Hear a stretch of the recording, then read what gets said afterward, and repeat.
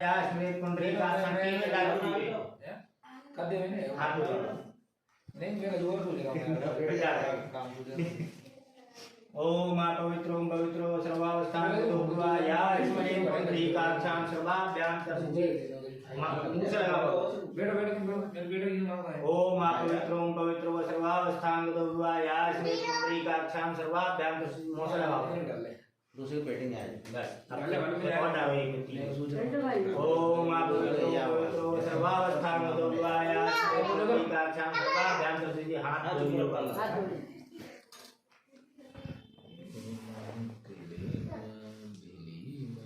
जाकी कर लेते पूजा यार वैसे कुछ कर जो मैं तो पूजा भी नहीं है बांटा रही है पूजा हाथ दुलवाली चल YouTube पे नहीं चालू है ले आओ मैं दे दो भाई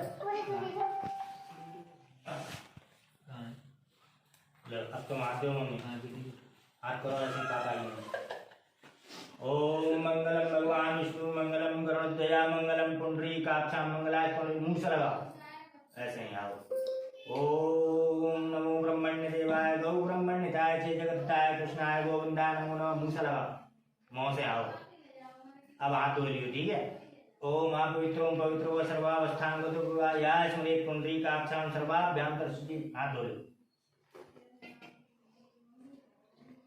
लो पापा की नहीं पहन लो दिवाली हो गया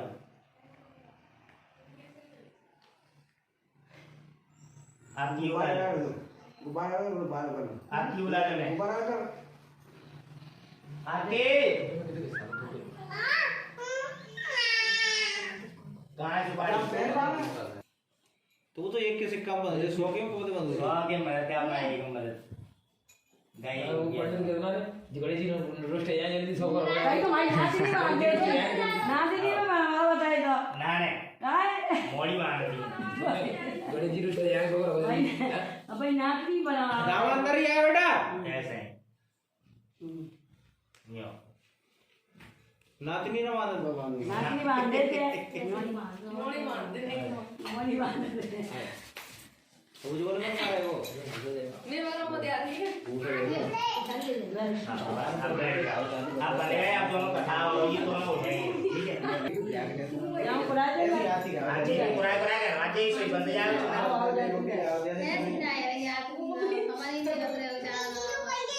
नहीं ब्याह सुन के नाटक करते हाँ पहले दूध से दही से ओम नमो सुगंधाय सहस्रमूर्ते सहस्रपादाय शोरभावे सहस्रनाम्ने पुरुषाय शाश्वते सहस्रकोटियुगधारिणे नमः ओम नमो ब्रह्मण्य देवाय गौ ब्रह्मण्यताय चे जगत्ताय कृष्णाय गोविंदाय नमो नमः पानी तो ऐसा नहीं करवावा तो हाँ आपसे दही से नवा सही पढ़ देगा ओम ब्रह्मा मुरारी चित्रपुरांतकारी भानु शशिवो वसुतो बुधस्य गुरु शुक्र शनिराह केत्वा कुर्वन्तु सर्वे मम शो प्रभातम अब सेहत ले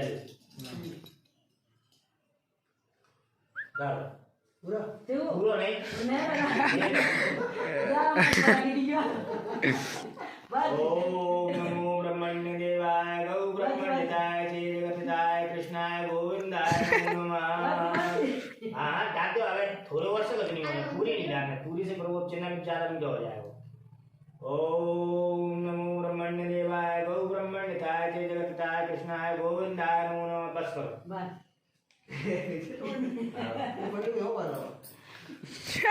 आप गंगा जल आपकी गंगा जल ली दे दे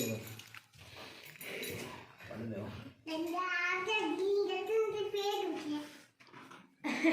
जहाँ भैया कोई दियो होता है ऐसे आप भूल जाओ उठा से हम उठा से भूल जाओ ओम नमो ब्रह्मण्य देवाय ना डरेगो ढीला मत गोविंदाय अच्छा घी से धो दो अटा जी आ रहा हूँ भैया को आ रहा हो भैया पता हो भैया करो तो यही को है मम्मी को बना दो जू नमो ब्रह्मण्य देवाय गौ ब्रह्मण्यताय जय जगत्ताय आप बोलो बिल्कुल अच्छे से साफ करके ओम नहीं होते पूजा सही है दादा हाँ सही पंडित होगा अरे तुम मजाक क्यों उड़ा रहे हो? नहीं पढ़ रही है। वो तो हम गाने वाले क्या और डरी गाने से डालेंगे, मंत्र नहीं पढ़ेंगे वैसे तुम भी ये रख। तो दोबारा भरेगा काट के बंद कर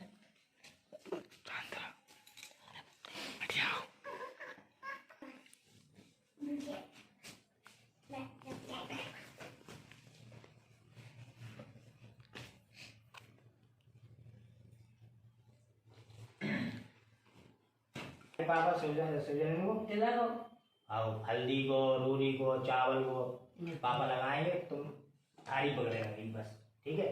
पापा लगाओ सूजन को।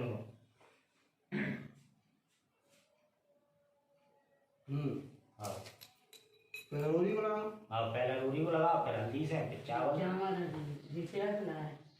और जी हटा दो, शक्कर मिला ली बाद में तो मीठी हो जाएगी। क्या वो काम खत्म किया? नहीं चाहिए पूरी में डाल देना। ओम ब्रह्मण्य देवाय गौ ब्रह्मण्यताय ते जगताय कृष्णाय गोविंदाय नमः। सोन को लगा दो, तो कोई भी करना है। ओम गणानां त्वा गणपतिं गंगवामहे। अब हल्दी को लगाओ। ओम प्रियाणां त्वा प्रियपतिं गंगवामहे। ओम निधिनां त्वा निधिपतिं गंगवामहे। ओम गर्वध्वं वसो मम। चावल चढ़ाओ। अब जब हमारे सत्यनारायण भगवान की पोथी है, इन पे लगाओ। नहीं। ओम नमो ब्रह्मण्य देवाय गौ ब्रह्मण्यताय जगताय कृष्णाय गोविंदाय नमः। चावल चढ़ाओ। ओ अब जे 9 नवग्रह बने, इन पर चढ़ाओ। दूसरे चढ़ाइए बिगड़े चावल। हाँ चावल चढ़ा दो, हल्दी रोटी चढ़ा दो, मतलब दूसरा लगा दो बस ऐसे। ओम ब्रह्मा मुरारी त्रिपुरांतकारी भानु शशिवम शतो बुधस्य करुण महाराज लगा। बात करुण महाराज लगा। भानु शशिवम शतो बुधस्य गुरु शुक्र शनिराते त्वा कुर्वन्तु सर्वे मम सुप्रभातम्। आप कभी पैसा ले हो तो निकालने की तरफ से चढ़ा दो। गौरी गणेश हमारे यहाँ बोलते जाओ।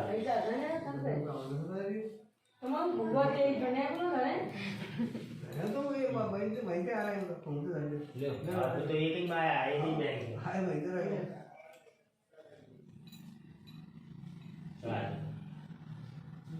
अब मम्मी थरिया तुम डाल लो, पापा तुम हाथ जोड़ लो। मम्मी तुम थरी रख के हाथ जोड़ लो।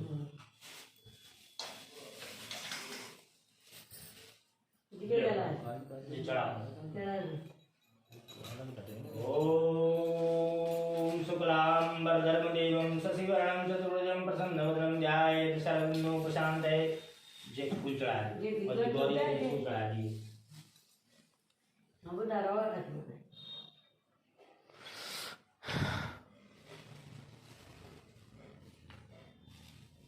ले मम्मी तुम चढ़ा, तुम जब गौरी के इसको चढ़ा दो। सारे कम डालने काय में आदि में दिए ये जान लो और चढ़ेगा बस। आधी किलो लगेगी ना जी ड्राई फ्रूट और लगे यहाँ नहीं लगेगा। ए कछवारे वारे डरवाए लो मिठाई चढ़ाओ। मिठाई चढ़ाओ भगवान को, भोग लगाओ।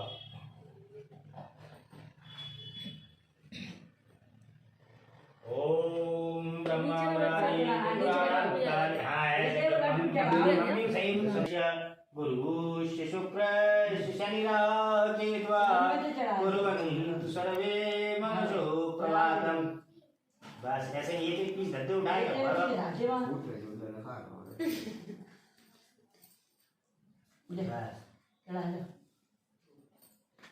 बस गौरी गणेश के कलश को धर दो। एक पीस चावल धर दो, गौरी गणेश को कट जाएगा। बस हाँ बस। अब जो फल ले लो, 5 फल इकट्ठे कर लो, 2-3 पंजाब चढ़ा दो, 2-3 यहाँ चढ़ा दो। और मंगाया केला नहीं जो अरे नीचे सिद्धे वो तो तुम अपने इसमें सिद्धि का चीनी में काट लेना, चढ़ा दो। ओम शुक्लांबरधरम देवम शशिवर्णम चतुर्भुजं प्रसन्नवदनं ध्यायेत् सर्वविघ्नोपशान्तये। लोग सामने आई है धूपबत्ती है धूपबत्ती काय बेटा आनंद लगवा रहे हाँ तो सब आगे नीचे तो आ गई है, तुमने खा लिया था ना। सब मिल जाएगा तुमको। दीवार लगा है मेरे बैठ जाओ आगे, पूजा तो करा लो। ले मम्मी अब तुम पान उठाओ भगवान का है पान उठाओ पान उठाओ ये बाप पे लौंग धरो इलायची करो और सुपारी ले आए थे कहाँ है यही है शायद लो ये सुपारी है सुपारी तो यार वहाँ उल्टा पान बनाओ यार पानी पान नहीं ऐसे नहीं बनाओ जाते ऐसे बनाओ जाते जब धरो लौंग धरो इलायची धरो सुपारी धरो सब चीजें एक एक करके धरो और पापा को दो पापा चढ़ाएंगे करो सत्यदेव महाराज का महाराज नहीं आवे नहीं ये तो भयो इतना अभी के भाई भगवान को बुला रहे हैं आह्वान कर रहे हैं भगवान का भगवान सत्यनारायण भगवान की हम कथा कर रहे हैं आप आओ हमने जो आपको चढ़ाया वो खाओ और कथा सुनो अपनी ठीक है करो बाबा वो पापा आरती करो गाड़ी आ गए नहीं बैठ की करो बैठ गई हाँ बैठ करो ओम नमो सच्चिदानंद रूपाय परमात्मने ज्योतिर्मय स्वरूपाय विश्वमांगल्य मूर्तये प्रकृति पंचभूतानि त्रैलोक्यस्वाश्रये चैकादश सर्वेषां सदा कुर्वन्तु मङ्गलम् रत्नाकराभूतप्रदाय मालय किरीटिनीं ब्रह्मराशि रत्नाढ्यां वन्दे वात्मात्रम् महेन्द्रो मलयातनयो देवात्मा हिमालया देवो रेवतो गोविन्दो गिरीशावलिस्ता गंगा सरस्वती सिंधु ब्रह्मपुत्र गंडकी कावेरी यमुना रेव कृष्णा गोदावरी जय हो सत्यनारायण भगवान की ठीक है हाँ भाई संघ तो भाई घर संघ कहाँ है बात समझे हम कथा तो कर रहे हैं हम रोटी खा रहे हैं लेकिन हमें नहीं पता कि रोटी से हो होगा हम दवाई खा रहे हैं हमें दवाई को पता ही नहीं हम कौन सी दवाई खा रहे हैं और कौन सी दवाई खाने से क्या होगा तो पहले ये पता होना चाहिए कि हम जो भगवान की कथा कर रहे हैं जो उनकी कथा हो रही है जिनकी पूजा कर रहे हैं उनकी कथा करने से फल क्या मिलेगा कैसे करनी चाहिए और क्या महत्व है इसका। तो आज के समय में जो वर्तमान युग है कलयुग के नाम से जानते हैं इसमें क्या है हर आदमी झूठ बोलता है बेईमानी करता है लूटपाट करता है और उल्टे सीधे काम करता है धन कमाने के लिए पापाचार भी करता है यानी धन कमाने के लिए झूठ बोल लेता है लूट लेता है चोरी कर लेता है धन कमाने के लिए। तो ये सब बढ़ रहे हैं धीरे धीरे ठीक है। अब हाँ इन सब के लिए क्या है मानवता धीरे धीरे खत्म हो रही है। तो मानवता के जो धीरे धीरे खत्म हो रही है और मानव के लोगों के सिर पे जो पाप बढ़ रहा है तो और लोगों के मन में जो शांति खत्म हो रही है घर घर में कलेश हो रहे हैं। अब कलेश काय हो रहे हैं कमाई तो वही आ रही है झूठ बोल के किसी से बेईमानी करके किसी से लालच करके तो घर में कलेश हो रहे हैं। ऐसे में इन समस्त विकृतियों जो बुराइयां हैं इन सब बुराइयों से मुक्त होने के लिए और घर में सुख शांति के लिए श्री सत्यनारायण भगवान का ये व्रत हम सब लोग करते हैं। अब इस भगवान की कथा को पढ़कर सुनकर और उनका प्रसाद को ग्रहण करने से आपके सभी पाप नष्ट हो जाते हैं। भाई कहते नहीं हमने दिन भर खाया महीनों खाया पेट में कब्ज हो गई पेट खराब हो गया और दवाई एक दिन खाई 2 दिन खाई तीसरे दिन कब्ज खत्म हो गई। तो हमने महीने भर पाप किए साल भर पाप किए और सत्यनारायण भगवान की कथा 2 घंटे सुनी 4 घंटे सुनी और सबरे पाप खत्म है। तो ये दवाई है हम जो पाप करते हैं उनको खत्म करने की दवाई है ठीक है। घर में अब क्या होता है कि सत्यनारायण भगवान की कथा करने से घर में सुख शांति विराजती है घर के सभी मनुष्यों की मनोकामनाएं पूरी होती हैं। घर के जो लोग होते हैं उनके दिमाग सही होते हैं उनके दिमाग शीतल होते हैं। अब क्या कहता है दिन भर हम काम करते हैं दिन भर से गुंताड़े लगे रहते हैं कि पैसा कब से आएगा इसको और श्री सत्यनारायण भगवान के इस व्रत की कथा करने से प्राणियों के इस लोक में हम समस्त सुख भोग कर और अंत में मोक्ष को प्राप्त करते हैं। मोक्ष क्या होता है कि हम सब लोग जानते हैं कि जीना मरना फिर दोबारा से जन्म लेना तो ये तो चक्र है और जो व्यक्ति इस चक्र से छूट जाए उसको कहते हैं मोक्ष यानी परम धाम वैकुंठ में चले गए हम जीवन मरण से मुक्त हो गए तो वो मोक्ष हो गया। सत्यनारायण भगवान का अर्थ है सत्य का आचरण करना। सत्यनारायण भगवान का मतलब क्या है कि जो व्यक्ति सत्य का आचरण करे वो सत्यनारायण है वही सत्य है। असल में छल और कपट से दूर रहकर सदैव सत्य और ईमानदारी का व्यवहार करना चाहिए। इसलिए हमें सत्यनारायण भगवान का व्रत करना है, इसलिए हमें सत्यनारायण भगवान का व्रत करना है। ठीक है, तो ये इसका महत्व है। नेक्स्ट न्याय हमारी तिलक लगानी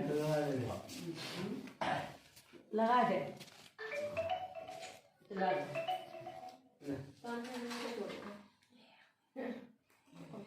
शुरुआत हुई तो कलयुग के प्रारंभ में पवित्र तीर्थ स्थल नीमसार, जिसको अब नैमिषारण्य बोलते हैं, पहले नैमिषारण्य बोलते थे, अब नीमसार बोलते हैं। नीमसार में 88,000 ऋषि इकट्ठे हुए और उन ऋषियों ने सर्वश्रेष्ठ मुनि श्री सूत जी भगवान से कहा कि हे भगवान, कलयुग में मनुष्यों में छल कपट और ईर्ष्या के बढ़ जाने से तेजी से अशांति फैल रही है। क्या हो गया, कलयुग में आदमी का दिमाग खराब हो गया, छल कपट ईर्ष्या द्वेष ये सब बढ़ गई है, और ये सब चीज बढ़ गई है तो इससे क्या हो रहा है, अशांति फैल रही है। मनुष्य धर्म कर्म को भूल रहा है, और जो अपने से छोटा है, अब अपने से बड़े दादागिरी चलेगी, जो अपने से छोटा है उस पर अन्याय कर रहा है, उस पर धर्म विरुद्ध आचरण कर रहा है, जिससे वह पापों के बोझ से दबता जा रहा है। ऐसी दशा में मनुष्य इन विकारों से बचते हुए सुख शांति से जीवन व्यतीत करके अंत में मोक्ष को कैसे प्राप्त करे। हे भगवान, मनुष्य के कल्याण के लिए कोई ऐसा उपाय बताइए। ठीक है, तब भगवान मनुष्य के कल्याण के लिए कोई ऐसा उपाय बताइए जिससे मनुष्य को पुण्य मिले और उसकी सभी मनोकामनाएं पूरी हो सके। शास्त्रों में सर्वश्रेष्ठ विद्वान श्री सूत जी ने कहा कि हे ऋषियों, आपने जगत के कल्याण की बात पूछी है, अब मैं उस श्रेष्ठ व्रत को आप लोगों से कहूंगा जिसके प्रभाव से सभी प्राणी जीवन से सुख संपत्ति और समृद्धि पाते हैं, उनकी सारी इच्छाएं पूरी होती हैं। इस व्रत के विषय में एक बार देवर्षि नारद जी, अब अभी आप किससे बात कर रहे हैं, हमारी बात चल रही है कौन से, सूत जी भगवान से। सूत जी भगवान ने सुनाना किया तो अब वो बता रहे हैं कि एक बार भगवान देवर्षि नारद जी के पूछने पर श्री विष्णु भगवान ने उनसे जो कथा कही थी, उसी कथा को मैं आपसे कहता हूँ, आप ध्यान पूर्वक सुनो। एक बार देवर्षि नारद ने मानव के कल्याण की इच्छा से विभिन्न लोकों में घूमते हुए पृथ्वीलोक में पहुंचे। वहां उन्होंने देखा कि कोई पुरुष बोझ ढो रहा है, कोई भीख मांग रहा है, कोई नेत्रहीन है, कोई ठोकरें खा रहा है। लोगों को कर्मों के अनुसार दुखों से पीड़ित देख के उन्होंने सोचा कि प्राणियों के दुख दूर कैसे होंगे। बहुत सोचने पर भी जब उन्हें कोई उपाय नहीं सूझा तो नारद जी तो एक ही भगवान को मानते हैं, विष्णुदेव को, तो भगवान विष्णु जी के पास गए, उनसे पूछा कि भगवान, हम अभी मृत्युलोक से घूम के आए, वहां हमने देखा है कि हर आदमी अपने अपने कर्मों से दुखी हो रहा है ना, तो अब उनको वो दुख दूर हो जाए और वो सुखी हो जाए, तो ऐसा कोई उपाय बताइए। और नारद जी ने श्वेतवर्ण और शंख चक्र गदा और पद्म से सुसज्जित 4 भुजाओं वाले श्री विष्णु भगवान से पूछा कि हे प्रभु, आप सर्वशक्तिमान है। अब हम किसी से जब कोई बात पूछते हैं तो उसकी तारीफ पहले करते हैं, जिससे वो हमारी बात अच्छे से गौर से सुने। तो भगवान नारद जी ने विष्णु भगवान की स्तुति की कि हे भगवान, आप सर्वशक्तिमान है, आप सृष्टि के पालन करता है, मन और वाणी आपको पा नहीं सकती, आपके गुणों का वर्णन कोई नहीं कर सकता, आपका आदि कोई मध्य नहीं है, कोई अंत नहीं है, आप सृष्टि के कण कण में विद्वान है और अपने भक्तों के मनोरथ को पूरे करने वाले हो, मैं आपको नमस्कार करता हूँ। तो जब देवर्षि नारद से इतनी बड़ाई सुनी उनने अपनी, तो उनने कहा कि हे मुनिश्रेष्ठ, आप निसंकोच होकर के ये बताओ कि आप क्यों आए हो यहाँ पे। हम समझ गए तुम्हारी जो तुम बड़ाई कर रहे हो, हम समझ गए, तुम्हें कोई चीज पूछनी है तुम पूछो। तो नारद जी ने कहा कि हे प्रभु, पृथ्वी लोक में मानव अपने अपने कर्मों के अनुसार अनेक प्रकार के दुखों से पीड़ित हो रहे हैं। आप तीनों लोगों के स्वामी हैं, मुझ पर कृपा करते हुए उनके दुखों को दूर करने का कोई उपाय बताइए। इस पर श्री विष्णु भगवान बोले कि हे नारद, अब मैं तुम्हें एक ऐसा व्रत बता रहा हूँ जिसके करने से विश्व के सभी स्त्री पुरुषों को पापों से मुक्ति मिलेगी, उनकी गरीबी दूर होगी और वे सुख संपत्ति के साथ मौज में अपना जीवन यापन करेंगे। सारे प्राणियों के कष्टों को नष्ट करने वाला व्रत है श्री सत्यनारायण भगवान का व्रत। श्री सत्यनारायण भगवान के व्रत को पूर्णिमा और संक्रांति के दिन विशेष महत्व है। जो सत्यनारायण भगवान का जो व्रत है, तो आप सबने देखा होगा अक्सर आदमी पूर्णिमा के दिन कराता है, पूर्णों के दिन करवाता है। तो पूर्णों और संक्रांति के दिन इसका विशेष महत्व है। वैसे लेकिन अगर आपका मन है तो आप किसी भी दिन स्वच्छ होकर सायंकाल में कोई भी मनुष्य श्री सत्यनारायण भगवान की पूजा करे और श्रद्धा पूर्वक प्रसाद तथा चरणामृत ग्रहण करे तो परिवार सहित उसका कल्याण होगा, उसकी सभी मनोकामनाएं पूरी होंगी, उसके घर में धन धान्य की वृद्धि होगी और कलयुग में मनुष्य के मोक्ष का एकमात्र यही सरल व उत्तम उपाय तो बहुत सारे हैं। गंगा नहाओ, गंगा सागर चले जाओ, काशी में घूम आओ, लेकिन जो सबसे सस्ता और सबसे सरल उपाय क्या है? श्री सत्यनारायण भगवान की कथा सुनो, उनका प्रसाद खाओ, है ना? हाँ। तो एक श्री प्रथम अध्याय श्री सत्यनारायण की कथायाम प्रथम अध्याय संपूर्णम बोल। श्री सूत जी ने कहा कि हे ऋषियों, अब मैं आपको उस निर्धन ब्राह्मण की कथा सुनाता हूँ जिसने श्री सत्यनारायण भगवान का व्रत सबसे पहले किया। ठीक है, इस व्रत के करने से उसके सभी कष्ट दूर हो गए। आप सभी उसकी कथा को ध्यान से सुनो। प्राचीन काल में काशी नगरी में सतानंद नाम का एक ब्राह्मण रहता था। वह भीख मांगकर अपने परिवार का जीवन यापन करता था और जब कभी कभी उसे भीख नहीं मिलती थी किसी दिन, तो भूखे पेट ही उसको सोना पड़ता था। उसकी ऐसी दशा देखकर भगवान श्री सत्यनारायण भगवान जो ब्राह्मणों से बड़ी प्रेम करते हैं उसके पास आए और उससे बोले कि हे ब्राह्मण, तुम ये दुखी हुए पृथ्वी पर क्यों घूमते रहते हो? तो उस ब्राह्मण ने जवाब दिया कि भगवान, मैं एक निर्धन ब्राह्मण हूँ, गरीब ब्राह्मण हूँ और भीख मांगने के लिए, अपने परिवार का पालन पोषण करने के लिए पृथ्वी पर घूमता रहता हूँ कि भीख मिल जाएगी तो अपने घर ले जाऊंगा, अपने बीवी बच्चों को खिलाऊंगा।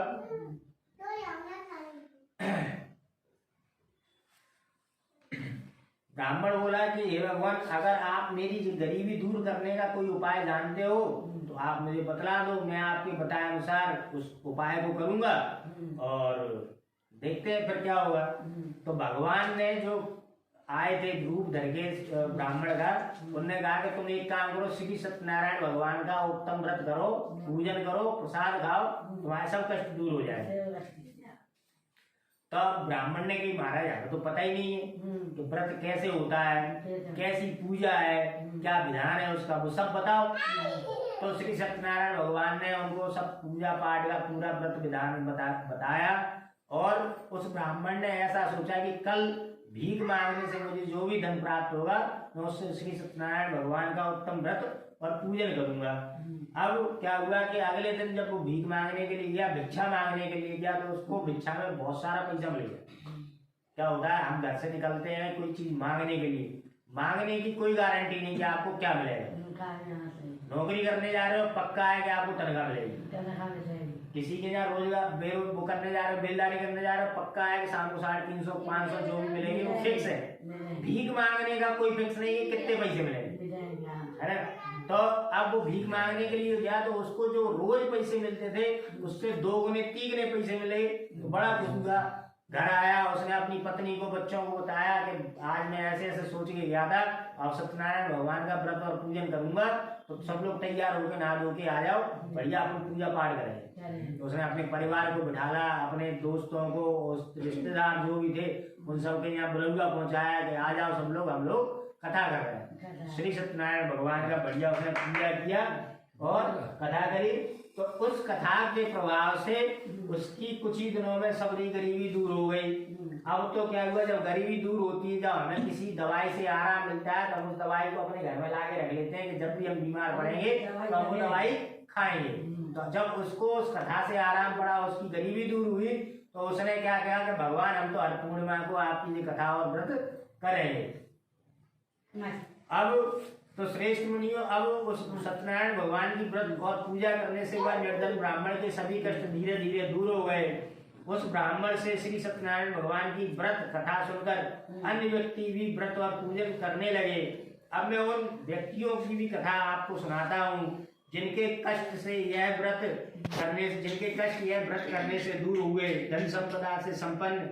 उस ब्राह्मण ने अगले मास श्री सत्यनारायण भगवान का व्रत किया और अपने सभी बंधु बांधवों को बुलाया। उसी समय वहां पर क्या हुआ कि जैसे कोई कथा वथा चल रही हो, अभी अपने घर पर कोई मेहमान आ जाए, कोई भिखारी आ जाए और बैठ के कथा सुनने लगे, तो ऐसे ही क्या हुआ, जब वो ब्राह्मण कथा कर रहा था तो एक लकड़हारा जो लकड़ियां काट के बेचने का काम करता है, उसको लकड़हारा कहते हैं, वो आया और वही कथा सुन रहा था। कथा चल रही थी तो बैठ गया, वही सुनने लगा। कथा सुनी तो कथा भी अच्छी लगी। तो जब एक लालच ये भी था कि कथा हो रही तो बाद में प्रसाद भी बटेगा, तो बैठा रहा, पूरी कथा सुनी, प्रसाद खाया। प्रसाद खाया, प्रसाद खाने के बाद फिर उसने उस ब्राह्मण से पूछा कि हे ब्राह्मण देवता, आप ये कर क्या रहे थे और इससे क्या फल मिलता है, क्या विधान है, हमें भी बताओ। अगर इससे गरीबी दूर हो जाए तो हम भी इस व्रत को करना शुरू कर देंगे।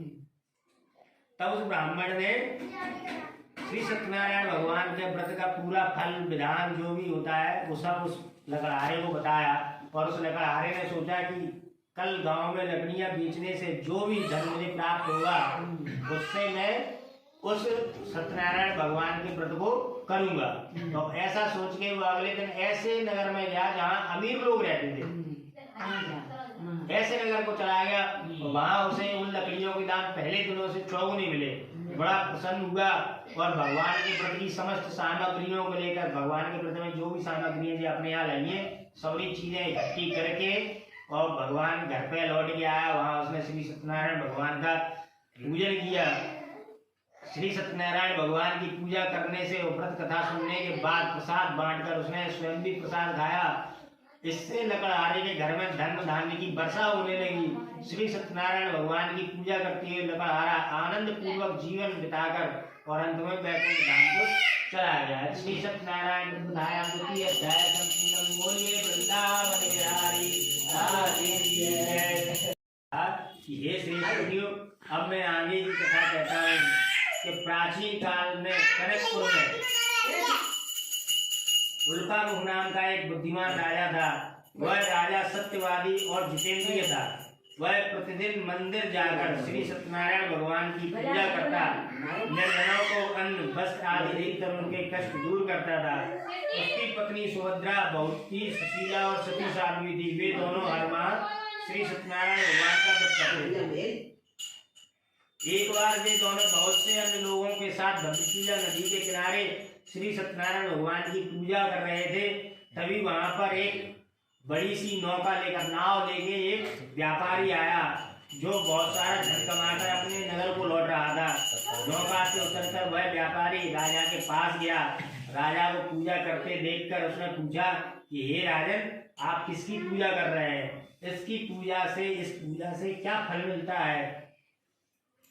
तब राजा ने उस व्यापारी से कहा कि मैं अपनी प्रजा की भलाई के लिए श्री सत्यनारायण भगवान की पूजा कर रहा हूँ।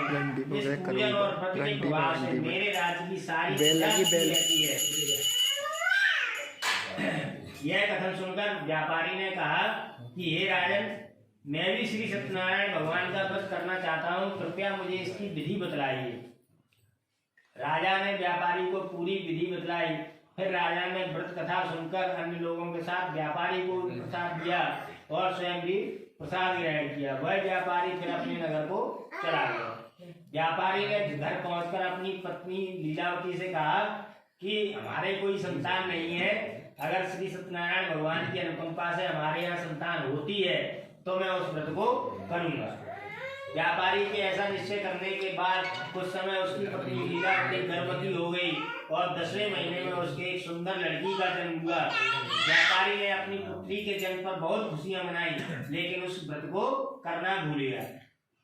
और जब उसकी पत्नी लीलावती ने याद दिलाया कि स्वामी, आपने पुत्री के जन्म पर श्री सत्यनारायण भगवान की पूजा करूंगा, व्रत करूंगा, ऐसा दृढ़ संकल्प किया था, अब आप उसको करिए। तो वो व्यापारी बोला कि मैं अपनी पुत्री कलावती के विवाह पर करूंगा, और ऐसा अपनी पत्नी को आश्वासन देके वह व्यापार के लिए चला गया। धीरे धीरे 16 वर्ष बीत गए। व्यापारी ने अपनी बेटी को सहेलियों के साथ वन में घूमते हुए देखा और उसके बाद विवाह की चिंता होने लगी। उसने कलावती के लिए एक अच्छा सा वर ढूंढने के लिए अपने सेवकों को भेजा। उन सेवकों ने कंचन नगर में अत्यंत सुंदर और गुणवान बड़े पुत्र को देखा। सेवकों ने लौटकर व्यापारी को उस बढ़िया पुत्र के बारे में बताया। उस व्यापारी ने उस लड़के के साथ कलावती का विवाह बड़ी धूमधाम से किया, लेकिन विवाह के समय भी वह उस व्रत को करना भूल गया। जब विवाह के समय भी वह उस व्रत को करना भूल गया तो श्री सत्यनारायण भगवान रुष्ट हो गए और वो यह कहकर व्यापारी कई नौकाओं में सामान भरकर अपने दामाद और सेवकों के साथ व्यापार करने के लिए चल दिया। उस व्यापारी के बार बार व्रत का निश्चय करने और फिर व्रत न करने से भगवान श्री सत्यनारायण भगवान क्रोधित हो गए। व्यापारी अपने दामाद के साथ रत्नसारपुर नमक नगर में पहुंचकर व्यापार करने लगा। श्री सत्यनारायण भगवान की माया से मोहित कोई चोर राजा के महल से चोरी करके भाग रहे थे और जब राजा के दूतों को आता हुआ देखा तो उन्होंने चुपचाप क्या किया कि जो धन लेके भग रहे थे वो वहीं छोड़ दिया। कहाँ पे? जहाँ वो ससुर और जमाई रुके थे वहीं छोड़ दिया और चोर भग गए। पीछे से वो आए राजमहल के सैनिक, उन्होंने देखा कि राजा का धन तो यही पड़ा है, तो चोरी कौन ने करी? बोले इन नहीं करी हुई। तो वो दोनों ससुर दामाद को लेके और राजा के पास गए और बड़ी अब कोई अधिकारी जब किसी को अपने कर्मचारी को काम दे और कर्मचारी वो काम कर ले तो बड़ा खुश होता है। तो वो सैनिक बड़ी खुशी में जाके राजा के पास गए और बोले कि महाराज हम ये दो चोर पकड़ के लिए आए, आपका धन भी इनसे मिला है, अगर को देख के आज्ञा दो कि इनका क्या करना है। तो राजा ने जब अपना सामान देखा कि हाँ राजमहल का ही सामान है, इन दोनों पर बरामद हुआ है, चोरी इनने करी है, तो राजा ने कह दिया जाओ इनको है ना जेल में बंद कर दो। उनको कठोर कारावास में डाल दिया। अब इधर क्या हुआ, जब इनको कारावास हो गया दोनों ससुर जमाई को, और जो ससुर जमाई के घर पे जहाँ उनकी पत्नी और पुत्री थे वहां पे भी अब क्योंकि सत्यनारायण भगवान क्रोधित हो गए तो वो तो सब जगह से बिगाड़ रहे थे। इधर इनको जेल में बंद करा दिया, उधर वहां उनके घर पे चोरी हो गई। तो अब क्या हुआ, अब तो इधर जे दोनों जेल में, उधर वो घर में सब परेशान, घर में ना खाने को बचा ना पीने को बचा, कुछ नहीं, धन संपदा सब चोर चुरा के ले गए। तो अब घर वाले भी परेशान, पत्नी भी परेशान, पुत्री भी परेशान, सब परेशान। एक दिन क्या हुआ कि उनकी पुत्री जो कलावती थी ऐसे ही पड़ोस में गई, वहां सत्यनारायण भगवान का व्रत होते देखा, फिर कथा सुनी, भाई बैठी तो रात हो गई, पूरी रात मतलब आधी रात करीबन हो गई। जब कथा प्रसाद लेके अपने घर आई तो उसकी माँ ने कहा कि हे पुत्री तू अब तक इतनी रात हो गई, तू कहाँ थी रात भर है, और तेरे मन में क्या है बता, मुझे कुछ गड़बड़ तो नहीं है। तो उसकी पुत्री ने बताया कि मम्मी मैं गई थी बगल पड़ोस में, वहां चल रही थी सत्यनारायण भगवान की कथा, वही कथा सुनने लगी, कथा सुनते सुनते लेट हो गई, प्रसाद लेके आई, इसका कब आया। तो जैसे ही उसने प्रसाद देखा तो उसको याद आ गया कि हमारे स्वामी ने इसके जन्म के लिए ये कही थी कि हम सत्यनारायण भगवान का व्रत करेंगे, अभी तक नहीं कर पाए, सब उससे ही हो रहा है। तो उसने हाथ जोड़े श्री सत्यनारायण भगवान से प्रार्थना करी कि हे भगवान हम आपकी पूजा से बार बार विमुख होते गए, हमें क्षमा कर दो और हमारे जो भी कष्ट है उनको दूर करो। तो क्या हुआ, श्री सत्यनारायण भगवान उनकी जो छोटी सी विनती से प्रसन्न हो गए और जो राजा को जो जहाँ दोनों ससुर जमाई कैदी थे उस राजा को स्वप्न में दर्शन देकर कहा कि हे राजन तुमने जो दोनों बड़े पुत्रों को कैद कर रखा है, उन्होंने तुम्हारे यहाँ कोई चोरी नहीं करी है, उनको सुबह ही छोड़ दो, नहीं तो मैं तुम्हारा सारा राज्य धन पुत्र सब नष्ट कर दूंगा। सुबह हुई, राजा राजमहल में गया, उसने अपने सभी दरबारियों से मंत्रियों से मंत्रणा करी, पूछताछ करी कि भाई मेरे को रात में ऐसा ऐसा सपना आया था, इसका मतलब बताओ क्या है। तो सब लोगों ने कही कि भैया जो सपना आया था जो सही सपना है, वो चोर नहीं है, उनको देख के भी नहीं लगता कि वो चोर है, अच्छे घर से संबंधित है, उनके पास नौका में बहुत सारा धन था, तुम्हारा धन तो वहाँ रखा हुआ मिला था, इसका मतलब वो चोर नहीं थे, उनके पास जो इतना सारा धन उनकी नाव में भरा था, चोरी क्यों करेंगे वो। अब आपने उस समय किसी की सुनी नहीं, उनको जेल में डाल दिया। तो उन्होंने कहा, राजा ने कहा कि जाओ उन दोनों बड़े पुत्रों को मुक्त करके ले आओ और उनको बढ़िया नवा धुवा के बढ़िया अच्छे से लेके आना। दोनों बड़े पुत्रों को ससुर जमाई को राजा के सामने लाए।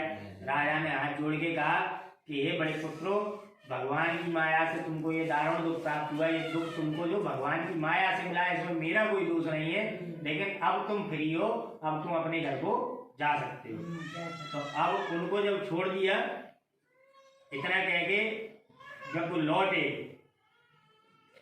और एक नाव अपनी नाव के पास आके वह समुद्र किनारे आके बैठ गए। तो यहाँ एक छोटा सा अध्याय, तृतीय अध्याय संपूर्ण हुआ है। बोलिए वृंदावन बिहारी लाल की जय। नहीं जलेंगे, कोई दिक्कत नहीं।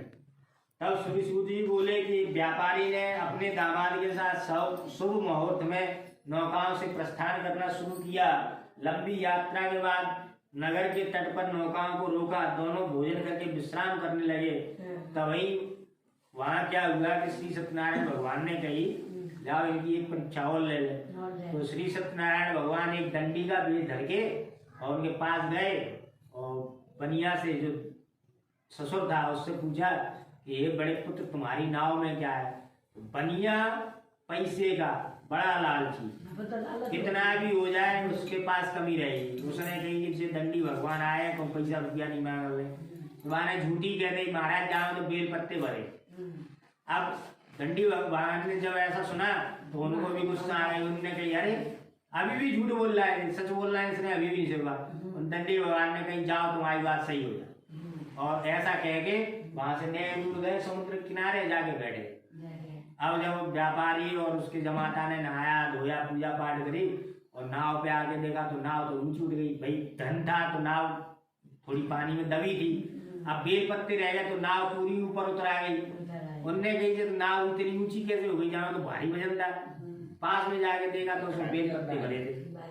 अब बनिया को हार्ट अटैक से आया बाने की अब मैं तो मर जाऊंगा, मेरे सामने पैसे चले गए, ऐसे फ्री हो गई क्या फायदा, घर पर कुछ लेके नहीं जा पाऊंगा। तो उसके दामाद ने समझाया कि आप पापा आप ऐसे शोक क्यों करते हो, आप ऐसे शोक नहीं करो, ये दंडी भगवान का श्राप दिया, वो बैठे हैं दूर, उनके पास में चलते हैं, वही सब सही करेंगे। वो गए दंडी भगवान से हाथ जोड़ के बोले महाराज हमने आपसे कुछ असत्य वचन कह दिए, हमें क्षमा कर दो। और हमारी नौका में जो, क्योंकि बनिया का एक ही काम पैसे कमाना है, वो एक ही चीज मांगेगा, चाहे जहाँ जाएगा एक ही चीज मांगेगा, महाराज हमारी व्यापार में उन्नति करना, महाराज हमारे पैसे, हमारे कुछ भी चला जाए पैसा नहीं जाए हमारा, तो हमारी नौका में वापस पहले के जैसा धन भर दो। तो दंडी भगवान ने तू बार बार मेरी पूजा से तुम हुआ है, तुझे बता मेरी पूजा क्यों नहीं करता है, और मेरी पूजा भी नहीं करता है, चल ठीक है, अपने स्वभाव में भी अंतर नहीं ला रहा है, ऐसे ही कर रहा है बार बार। तो उस व्यापारी ने कहा कि महाराज आपकी माया से मोहित हो जाए तो ब्रह्मा आदि भी आपके स्वरूप को नहीं जानते, मैं तो अज्ञानी हूँ, बनिया हूँ, मैं आपके स्वरूप को कैसे जान सकता हूँ। तो दंडी भगवान ने कहा कि तू मेरी पूजा से बार बार दूर हुआ है, इसलिए तुझे ऐसा दारुण दुख प्राप्त हुआ है, अब तुम जाओ, तुम्हारी सब मनोकामनाएं पूरी हो। अब वापस आके देखा तो नाव धन से परिपूर्ण थी। वापस आया, उसने नाव पे आके अपने नगर की ओर प्रस्थान किया। जब अपने नगर के पास पहुंचा तो उसके साथ में उसने अपने 2 सेवकों को बोला कि जाओ घर पर चले जाओ, और घर पर जाके बता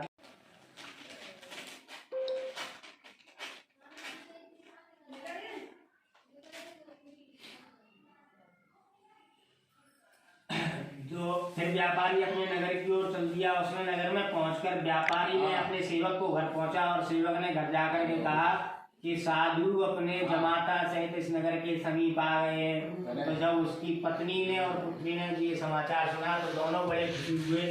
भगवान श्री सत्यनारायण देव का उत्तम व्रत और पूजन चल रहा था। तो माता ने कहा कि मैं अपने पति के दर्शन के लिए जा रही हूँ, तो पूजा खत्म करके तू पीछे पीछे आ जाना। अब क्या हुआ कि जब माता चली गई तो पुत्री ने कहा कि मैं क्यों रह जाऊं, तो पूजा पाठ बीच में छोड़ के फिर चली गई, वो भी पीछे पीछे फिर चली गई। तो दंडी भगवान की प्रसाद की अवज्ञा हुई, इसलिए कहते हैं प्रसाद की अवज्ञा नहीं करना चाहिए। प्रसाद मिले उसको तसल्ली से लेके खा के तब जाना चाहिए, ऐसा नहीं कि प्रसाद मिला हमने जेब में डाल लिया, प्रसाद मिला हमने रख दिया। प्रसाद की अवज्ञा कभी नहीं होनी चाहिए। प्रसाद मिले उसको तुरंत खाओ और उसको खत्म करो। प्रसाद की अवज्ञा के कारण भगवान सत्यनारायण फिर से रुष्ट हो गए और उसके पति को, किसके, पुत्री के पति को नाव सहित पानी में फिर डूब दिया। हाँ, डूब गए। तो अब उसकी पुत्री जोर जोर से रोने लगी, रो रो के बुरा हाल कर लिया, बेहोश हो गई, जमीन पे गिर गई। तब उसका जो साधु था, जो ससुर था, वो बोला कि भगवान मुझसे या मेरे परिवार से जो भी भूल हुई है उसको क्षमा कर दो, और मेरे जो जमाता है, मेरा जो दामाद है, उसको वापस बता दो कहाँ है। तब आकाशवाणी हुई कि हे साधु, तेरी कन्या मेरे प्रसाद को बिना खाए आइए। यदि वह घर जाके प्रसाद खा के लौटे तो इसे इसका पति अवश्य ही प्राप्त होगा। ऐसा कह के भगवान अंतर ध्यान हो गए। तो उसकी पुत्री वापस घर गई, अच्छे से पूजा पाठ किया, द्वारा से प्रसाद खाया। प्रसाद खा के जब वापस आई तो भगवान ने उसका पति उसका वापस नाव सहित पानी से वापस आ गया।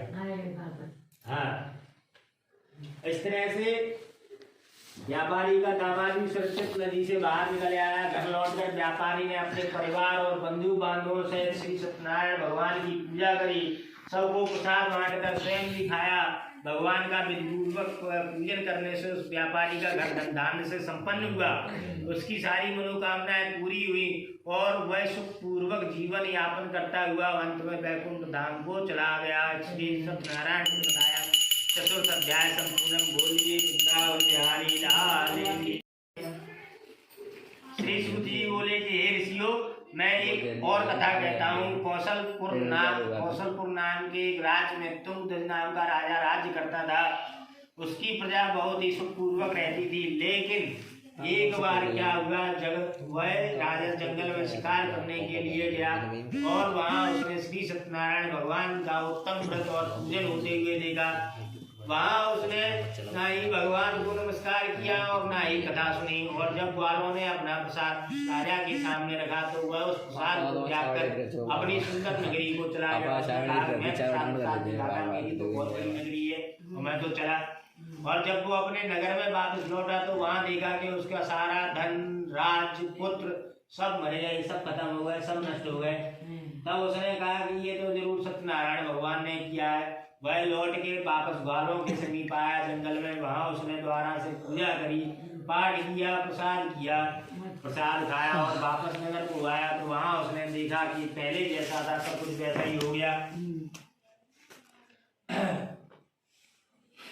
इस तरह से जीवन के सभी सुखों को भोग कर अंत में राजा तुंगध्वज वैकुंठ धाम को चले गए। इस प्रकार जो भी व्यक्ति श्री सत्यनारायण भगवान का व्रत और पूजन करता है वह सारे दुख व चिंताओं से दूर हो जाता है। उसके घर में धन धान्य के भंडार भरे रहते हैं और उसकी सारी मनोकामनाएं पूरी होती हैं तथा अंत में मनुष्य सीधे वैकुंठ धाम को जाता है। श्री सूत जी ने कुछ देर रुक करके कहा कि हे श्रेष्ठ मुनियों, अब मैं उन लोगों की कथा सुनाता हूँ जिन्होंने पूर्व जन्म में इस व्रत को किया था। वृद्ध सतानंद ब्राह्मण, जो सबसे पहले जिसने काशी नगरी का जो ब्राह्मण था उसका नाम था सतानंद। उसने सुदामा का रूप लेकर भगवान की पूजा की और अंत में मोक्ष पाया। लकड़हारी ने अगले जन्म में शिवपुरी का राजा बनकर अंत में मोक्ष प्राप्त किया। उल्कामुख नाम का राजा अगले जन्म में राजा दशरथ हुए और मोक्ष प्राप्त किया। उस व्यापारी ने मूर्धध्वज के रूप में अगला जन्म लिया और अपने पुत्र को गारे से चीरकर भगवान की कृपा से मोक्ष पाया। भगवान तुंगध्वज ने स्वयं मनु के रूप में अगला जन्म लेकर भगवान की भक्ति की और सत्कर्म करते हुए मोक्ष प्राप्त किया और वैकुंठ धाम को चले गए। हे ऋषि मुनियों, श्री सत्यनारायण भगवान का व्रत और पूजन करने से मनुष्य की सभी चिंताएं दूर होती हैं, वह सभी मनोकामनाएं पूरी होती हैं, घर में धन धान्य के भंडार भरे रहते हैं और अंत में वह जन्म जन्मांतर के चक्र से मुक्त होकर मोक्ष को प्राप्त होता है। श्री सत्यनारायण कथायाम संपूर्ण। बोलिए वृंदावन बिहारी लाल की जय।